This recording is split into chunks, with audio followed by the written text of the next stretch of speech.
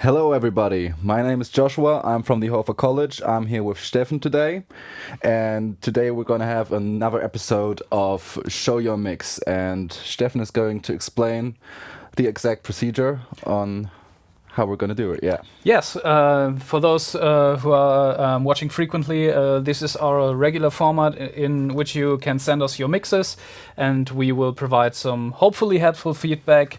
And to do so, please send us your mixes as a high-resolution MP3 file to showyourmix at hofa.de. By that, we can take them and import them into our DAW for the analysis. So please don't send us any Spotify or SoundCloud or Apple Music or whatever streaming service you're using links, because we can't use them. We need some high-resolution MP3s, or you also can send us a WeTransfer link with the original WAV file. So, yeah. Yeah, exactly. I'd say let's get started and check if we have any submissions already. And there is actually something called Smooth Sailing. Let's check. Smooth Sailing. Okay, it's obviously a mastered song, so let's just back it up here. And while the analyzer is doing its thing, I'd say let's have a listen. Yes.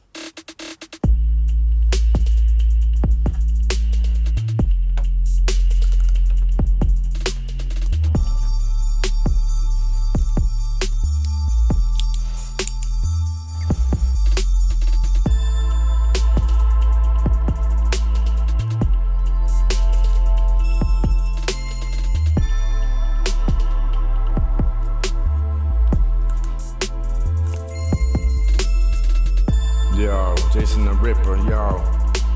Yo. Yo, yo. Yo, yo. Orphan. Yo.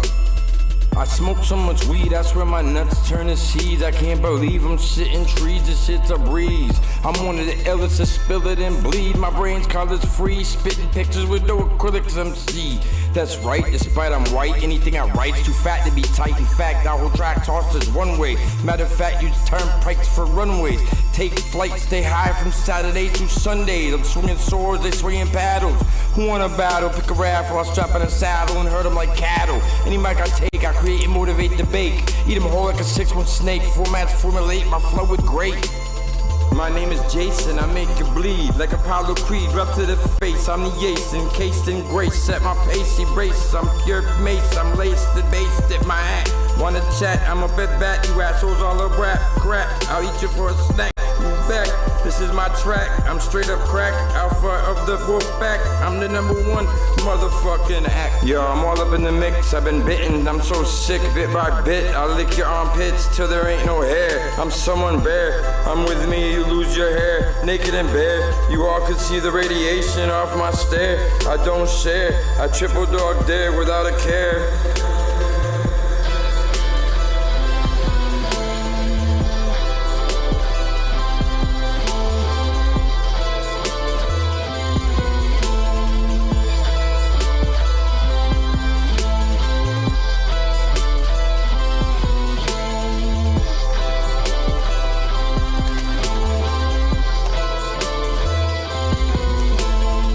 Jason killed it right out of the gate. Don't hesitate, I'll seal your fate.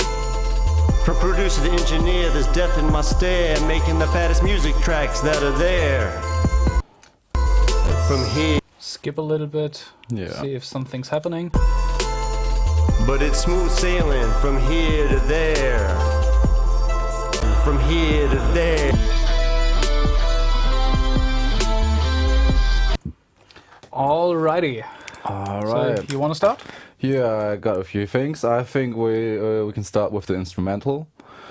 Yeah, well, the first thing that I noticed was that the fundamental frequency of the 808 was quite loud, especially at the beginning. Exactly, yes. You can actually see it here, right here in the...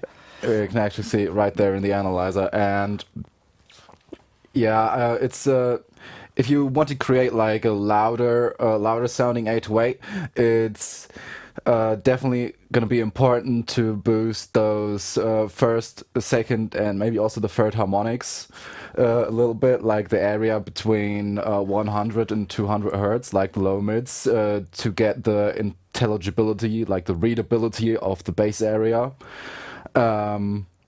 Because like when you play this on a very loud system with a very loud subwoofer, that's just gonna blow your head off.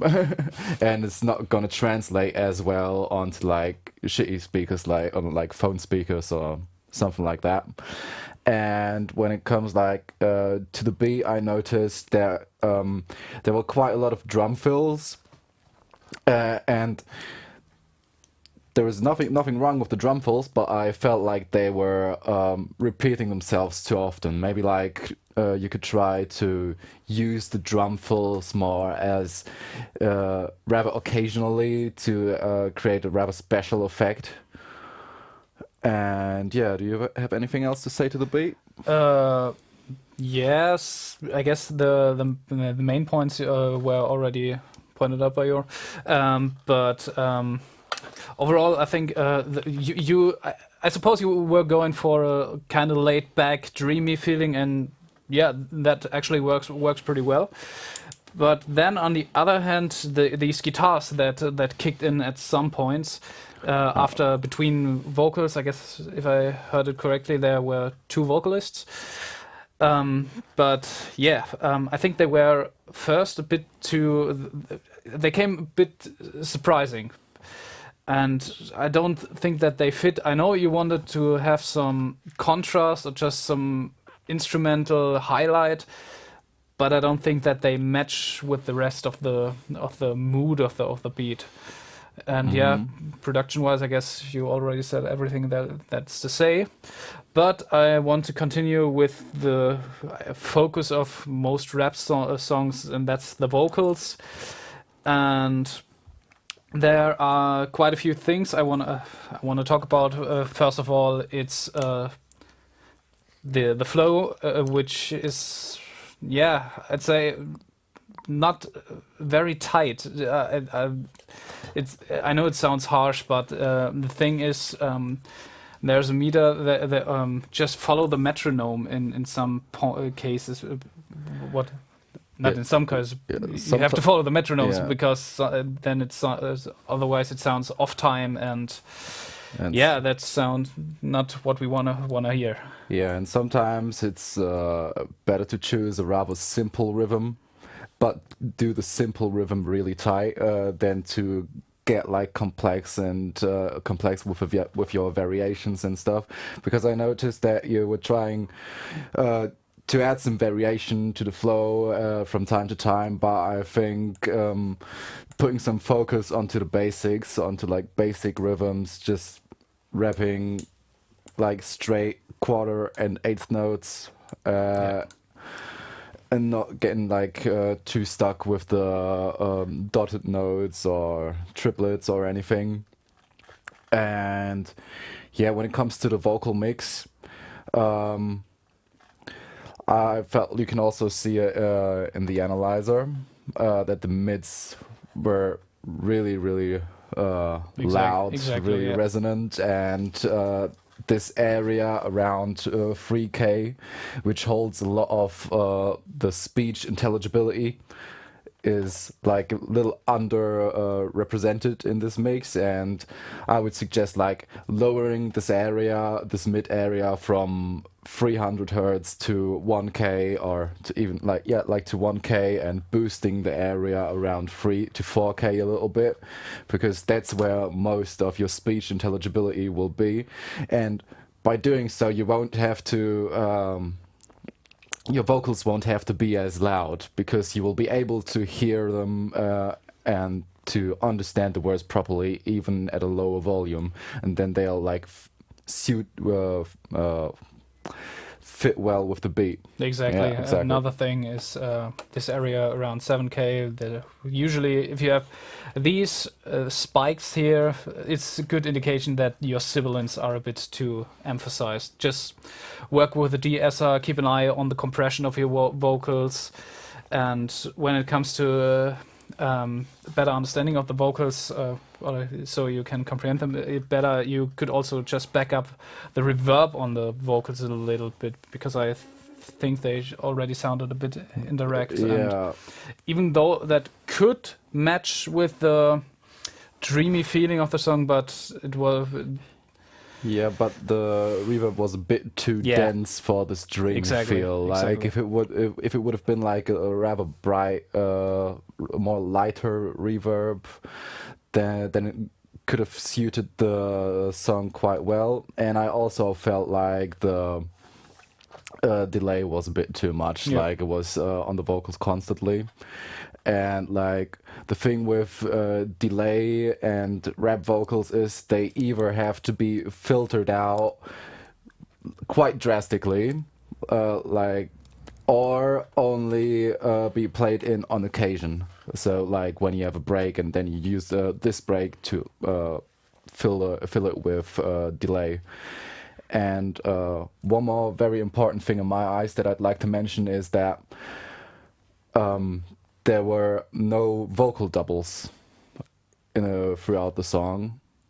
And yeah, I think that like doubling your rap vocals from time to time is very important to give a certain emphasis onto the rhythm and onto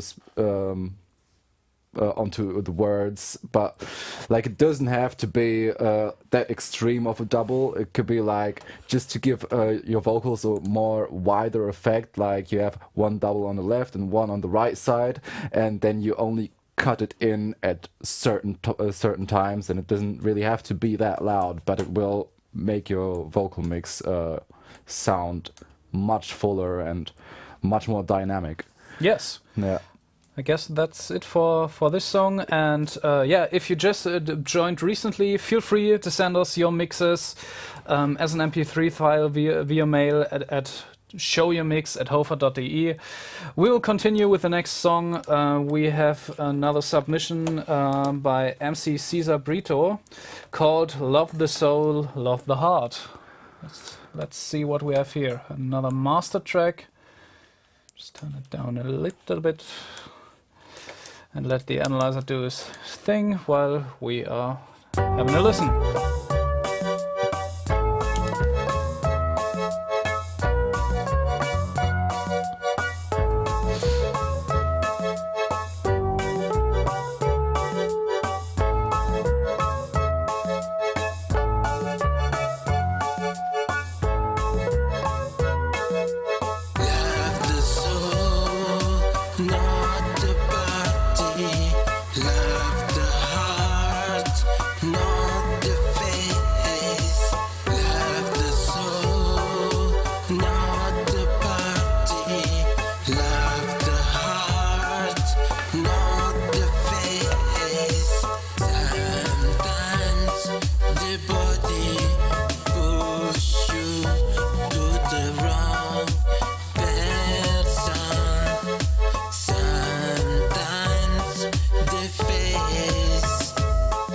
It's not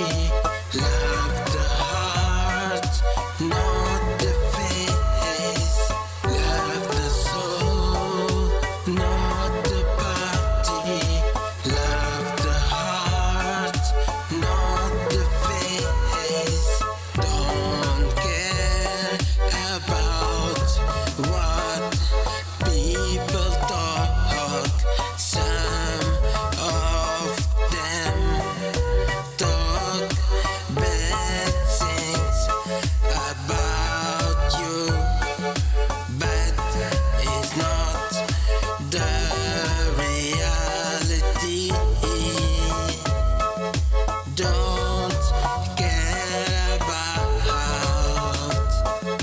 left.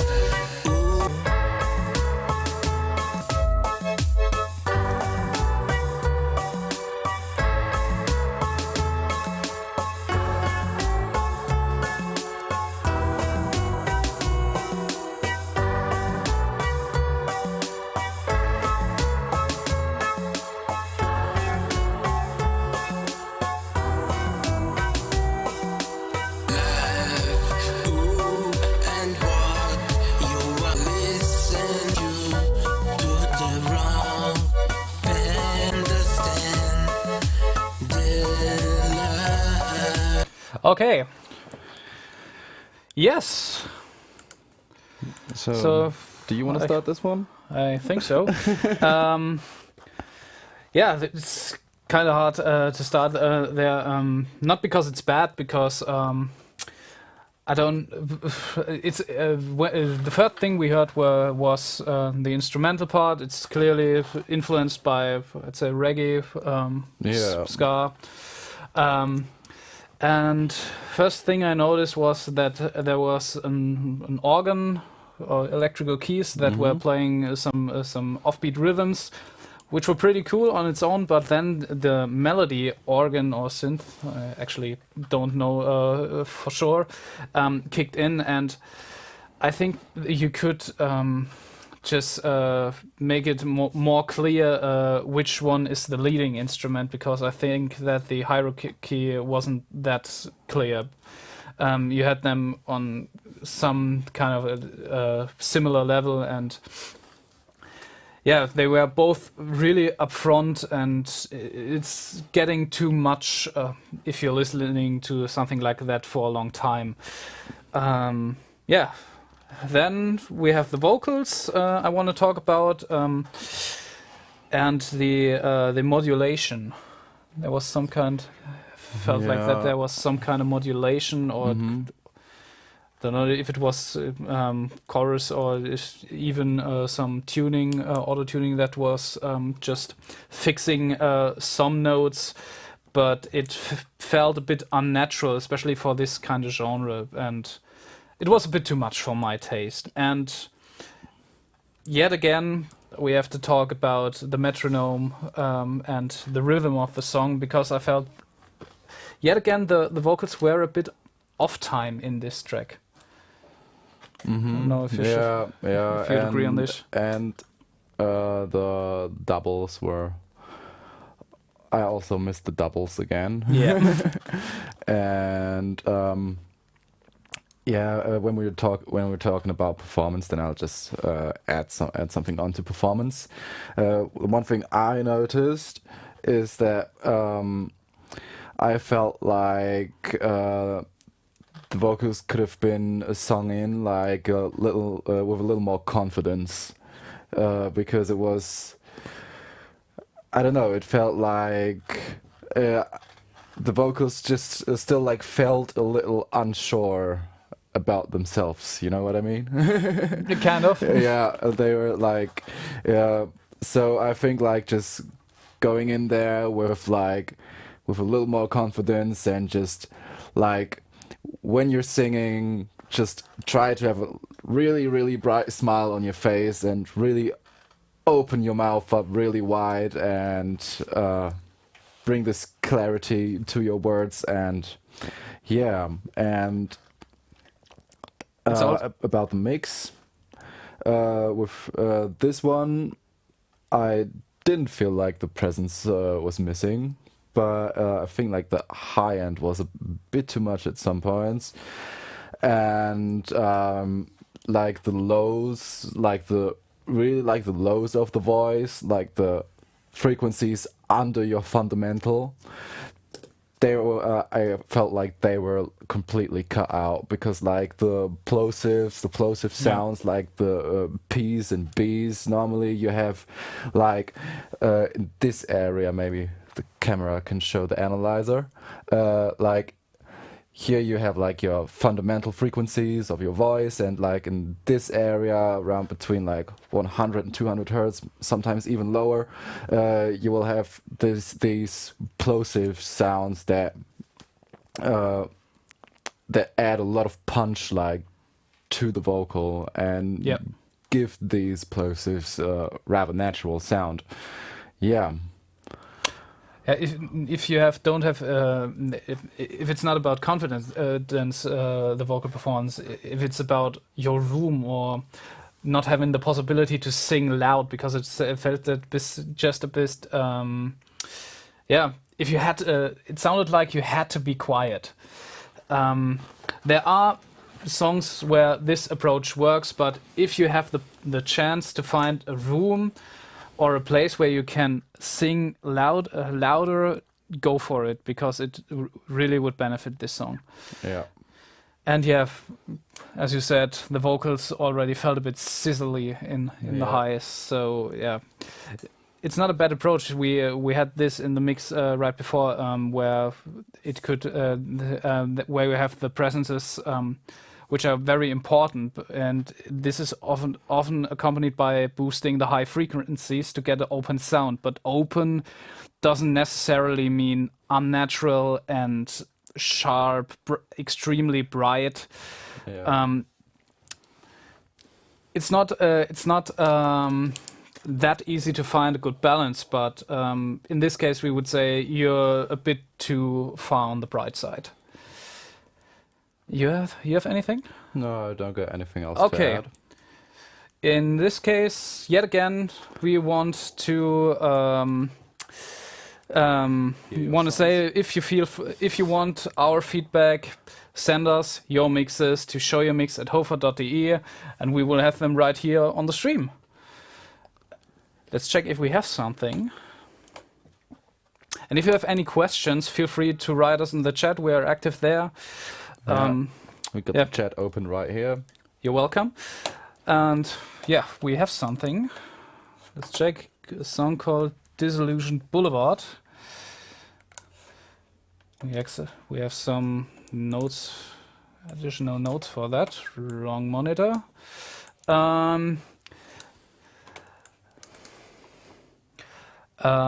It seems like this is a mix where with programmed drums, and the drummer is supposed to play the drums on a later occasion. So let's have a listen. Seems not to be mastered, so let's check.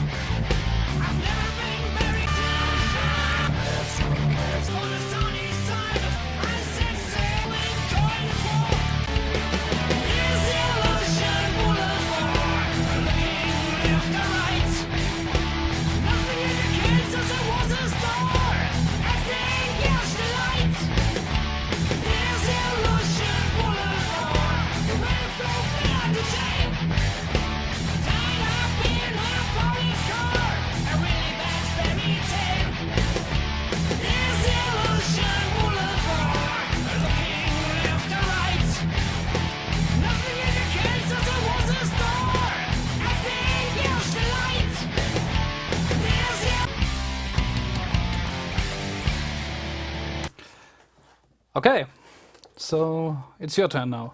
Yeah. Okay. Alrighty.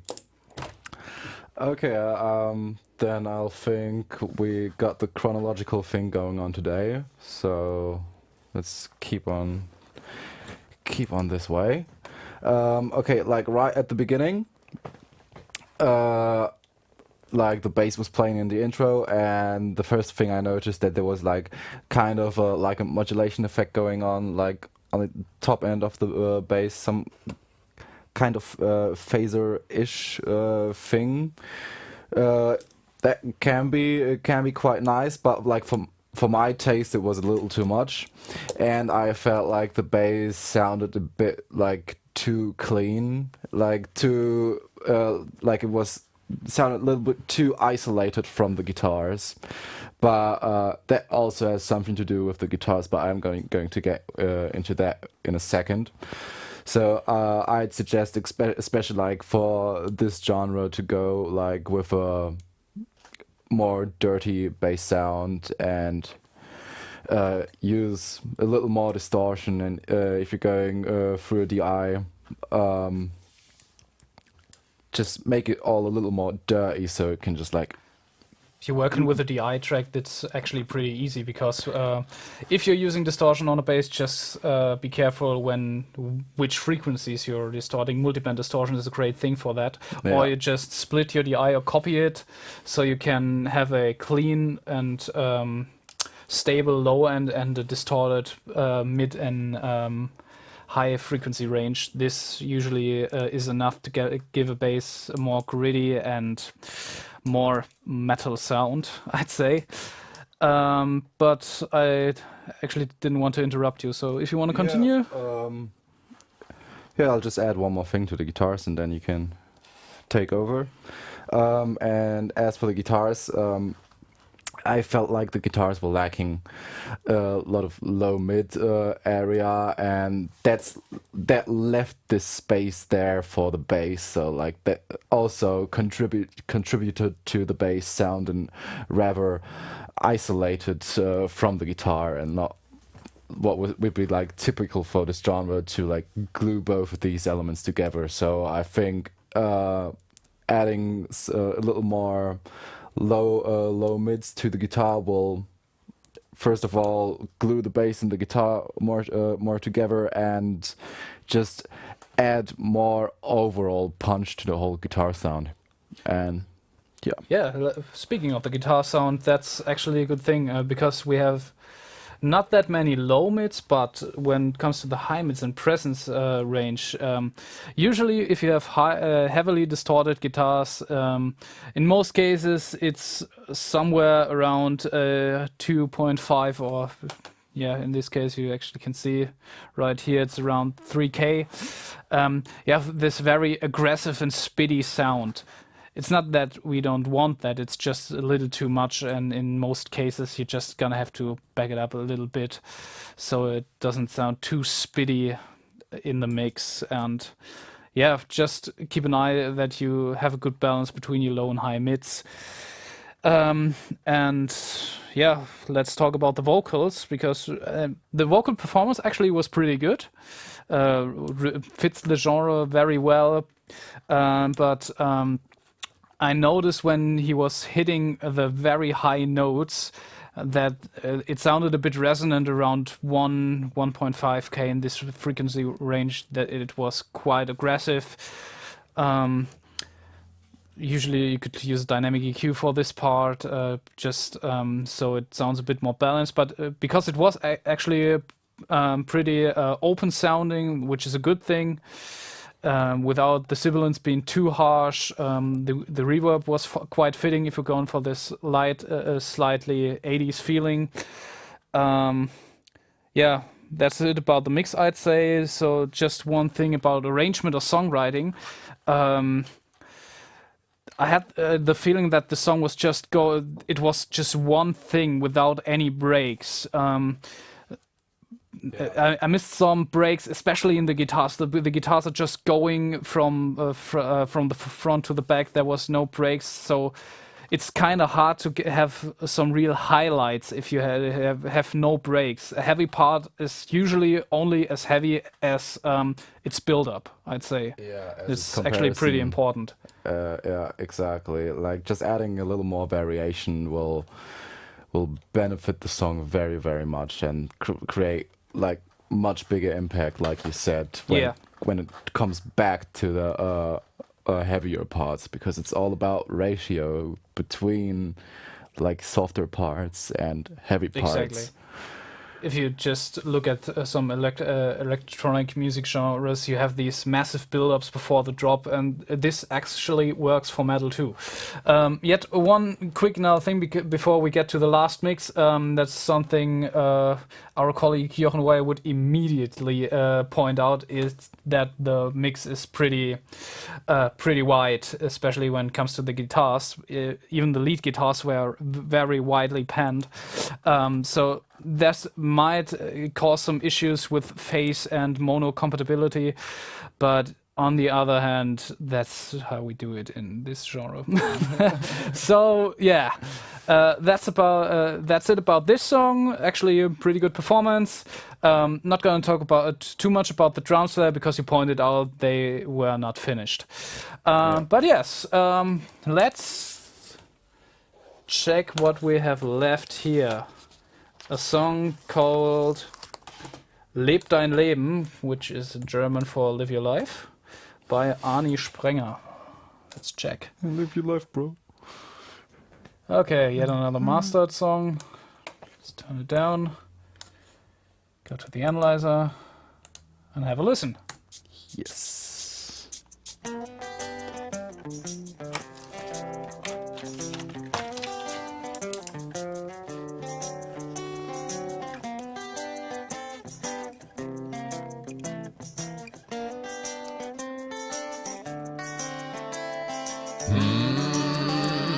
Das Leben ist nicht immer nur ein Fest. Und wenn dich das Glück verlässt, das ist dann schade, aber nicht zu ändern. Morgen ist ein neuer Tag. Das Leben ist nicht immer Sonnenschein. Die meiste Zeit wirst du alleine sein. Es kommt der Moment, wo du erkennst, das muss hier gar nicht immer so sein. Nein, nein, leb dein Leben, lass die anderen reden. Nur du alleine musst dich entscheiden, wohin dein Weg dich führt.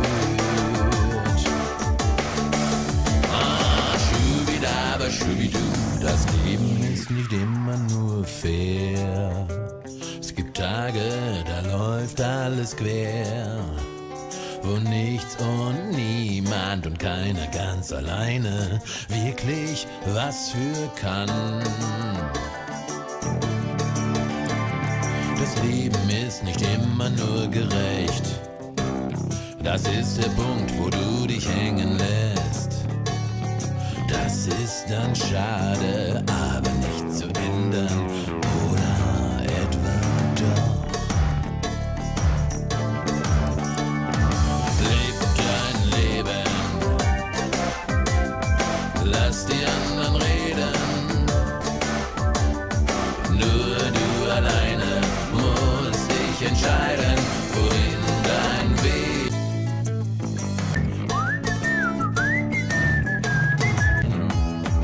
Kommt der Moment, wo du erkennst, wo wieder aber die anderen reden. Okay. So it's my turn now. Yes. Oh, all right. That's pretty interesting. I didn't expect the drums, but they were pretty cool. I thought it would go for a more natural, organic sound, but hey, that's nice. That being said, first thing I noticed, and because that's also why I checked the song in mono while listening, is that the acoustic guitar is really, really wide also. And if you have that in mono, they disappeared, as you heard. That's something, especially with an acoustic guitar, they don't need to be that wide.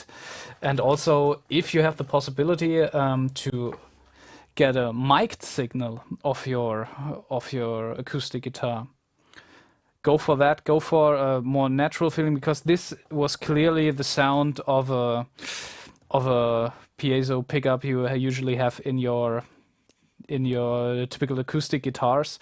They work, but they always sound a bit artificial, at least for my taste. And there are many great ways to work around that. You could use a microphone, but another cool way is actually there are impulse responses for mic'd acoustic guitars available. Yeah. That's not the usual use of an impulse response, but they are out there. Yeah. So that might be something you might invest in if that's important to you. That should be said. But when it comes to the mix, just keep an eye on the phase and on the wideness of your acoustic guitar, because it's a leading element, and I don't think that this has to be that far on the left and right. Yeah. You were speaking about the drums. I actually thought that like the tom sounds were like a little too washy for my taste. I don't know, maybe they're like generated through white noise or something, but I felt it was a little bit too washy, and the auto-pan effect, like especially before the first chorus on the toms, was a little too much for my taste, because everything felt. Everything had this rather natural feel, and then the drums were hitting in, and it felt a bit confusing for me. But I really liked the vocal mix. The high end was a little too fizzly, about around 10k, like for my taste. You can see You can see it pretty good. But I feel like the mids were like it really had this closed mic feel to it, but it wasn't like. But it still sounded pretty warm. For my taste. Yeah, I'd go even further. It sounded really like a broadcast or something. That's could work if there were less elements, because at the point where the bass and the drums and all the other musical elements kicked in, and there was more than just the voice and the acoustic guitars, I felt that it was a bit too much, and I even had the feeling that the bass was a bit distorted. It was slightly distorted, but it lacked low end. I think it was at some point I felt that the voice is more low end than the bass itself, and that's not the usual balance. You could work with a broadcast, like very deep emphasized voice when you have less elements. If you just have an acoustic guitar and the vocals, but I think in this full arrangement, it's a bit too much. And then take a look at your bass, and this should provide the fundamentals in the low frequencies without sounding too emphasized on the low mids, because it sounded a little bit boxy around there. So not the typical role of a bass, I'd say. Got anything else? Yeah, I wrote something down. Was the organ, which was pretty nice, but also a bit too far on the right for my taste. It sounded like you wanted to have some kind of a counterpart to the guitar, which felt a bit more on the left. I'm not quite sure about that, but if you have no counterpart, it should be a bit closer to the center. And even then, if you have it that far on the right, it just sounds a little bit isolated. So, yeah. I think the same thing is to say for the hi-hat in the during the chorus, because the hi-hat was as soon as the chorus started, the hi-hat started moving to the right side, and that, like, because it's always hard. Like, if you have an electronic hi-hat, it's always pretty hard to get a counterpart in the stereo field for this type of sound. If you're not using a shaker, but like widening up too much of your high end can be too much as well at some points. Yeah. So just one last technical, we are heading close to the end, but just one more technical aspect I noticed in all of our submissions today, except for that's the wrong box. Yeah, no, it was, that's the reggae one was the only one with some headroom. Just if you're avoiding any technical issues, if you're just leaving some headroom, usually around minus 0.2 dB headroom in a mastered version is usually enough. I also could imagine that this is all caused by the process of converting from WAV to MP3. Usually some converters normalize by default. Just keep an eye on that. Yeah, And you don't want any clipping to occur when you convert it down to sloppy MP3 files. okay. That being said, thanks for sending us your mixes. We really enjoyed this session. I hope you did as well. And Yeah, it was quite fun. yeah, so until next time, see you around. See you soon. Bye bye.